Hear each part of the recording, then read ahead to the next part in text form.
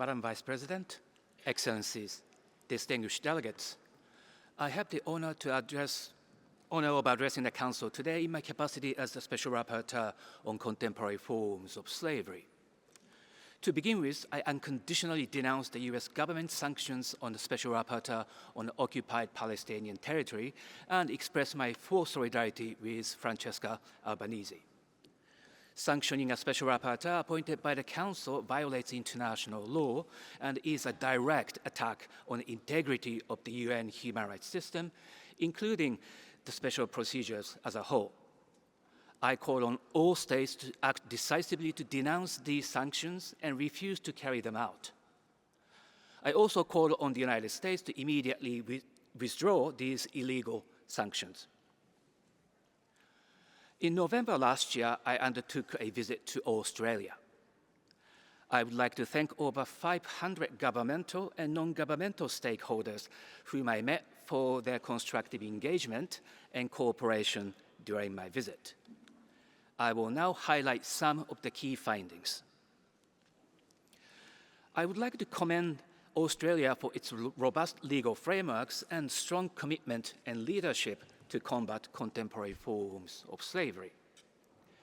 Recently, important progress has been achieved through the appointment of the Federal Anti-Slavery Commissioner, provision of responses to the review of the Modern Slavery Act, and numerous promising projects, including the Support for Trafficked People program, the Workplace Justice Visa, and the Strengthening Reporting Protections pilot scheme. I also warmly welcome Australia's regional and global leadership through initiatives such as the Bali Process and ASEAN Act. Nevertheless, challenges remain which must be fully addressed. These include high risks of exploitation faced by migrant workers, including those under the Pacific Australia Labour Mobility Scheme, as well as asylum seekers.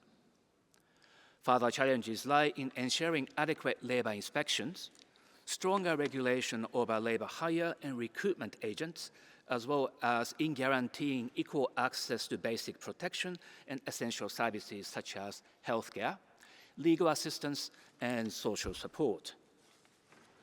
Concerns also persist in relation to the segregated employment and sub-minimum wages for persons with disabilities, the enduring impact of colonial legacies on Aboriginal and Torres Strait Islander people, ongoing discrimination experienced by sex workers, and inconsistencies in legislative and protection frameworks across states and territories.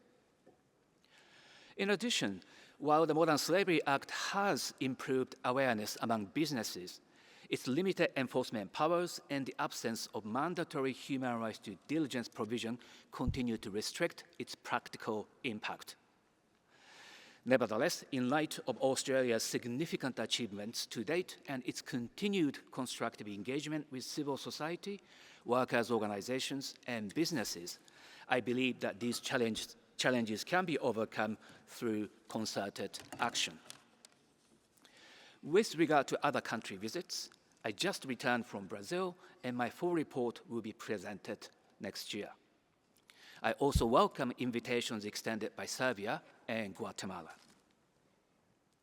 Madam Vice President, I now would like to provide a summary of my new thematic report on the worst forms of child labor. As you know, under SDG Target 8.7, states and the international community pledged themselves to end child labor in all its forms by the end of this year. However, estimated 138 million children remain subjected to labor worldwide, with 54 million in hazardous forms. In my report, I documented widespread and diverse forms of hazardous work, particularly in sectors such as agriculture, livestock, fishery, construction, mining, and domestic work, most of which are informal in nature, sexual exploitation, which has dramatically increased in a digital environment, recruitment in armed conflicts, and exploitation in criminal activities such as drug production and trafficking. The persistence of worst forms of child labor stems from structural, legal, economic, and social barriers, and I will name just a few examples in this regard. Many national laws fail to address new challenges such as digital exploitation, and the informal economy is poorly regulated, which facilitates exploitation and abuse. Furthermore, lack of reliable data on child labor hampers victim identification and accountability, and child protection systems, particularly trauma-informed services, are fragmented and underfunded. Also, children forced into crime or prostitution are often punished rather than protected, undermining the principle of non-punishment. In addition, many businesses fail to identify child labor risks in their value chains, and finally, poverty, armed conflicts, displacement, gender inequality, a lack of access to education and social protection, and the demand for cheap labor all perpetuate child labor in all regions of the world. I wish to acknowledge, however, that several promising initiatives have been implemented by states in order to address these ongoing challenges to eliminate child labor in all its forms. For example, many states have amended their legal frameworks in line with the international standards, including the creation of a list of hazardous work and the prohibition of online and offline sexual and criminal exploitation of children. Others have also strengthened human rights due diligence and other measures to compel businesses to identify and mitigate the risks of child labor. In addition, a number of states have enhanced institutional frameworks by establishing interministerial or agency bodies dedicated to identifying the worst forms of child labor and protecting victims, including securing their access to justice and remedies.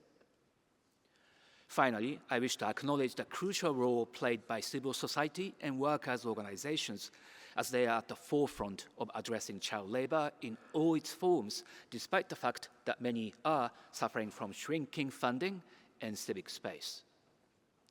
Excellencies and distinguished delegates, despite these positive developments, the 2025 target is unattainable under the current trajectories.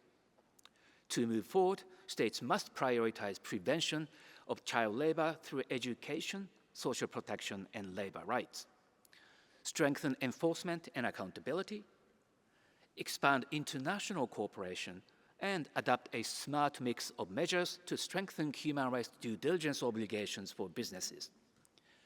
It is of critical importance that children themselves, especially survivors of labor, sexual, and criminal exploitation, are meaningfully included in policy design and development. Madam Vice President, next year marks the centenary of the Slavery Convention adopted here in Geneva in 1926. I urge the Council to seize this opportunity to renew the collective commitment and action for the elimination of contemporary forms of slavery in all countries. I also call on you to provide much-needed funding support for the UN Voluntary Trust Fund for Contemporary Forms of Slavery. It issues grants to civil society organizations which provide life-saving support to victims and survivors, but this year it has so far only received one single small contribution, and I count on your support in this regard. Finally, this is my last interactive dialogue as a special rapporteur. I would like to thank the Council, Member States, as well as non-governmental stakeholders for their engagement and support during my tenure. There is still so much more to be done to eliminate contemporary forms of slavery, but I am confident that the next appointee will take the mandate even further, and I would like to wish him or her every success. In the meantime, I look forward to fulfilling my duties for the remainder of my term. Thank you very much for your attention.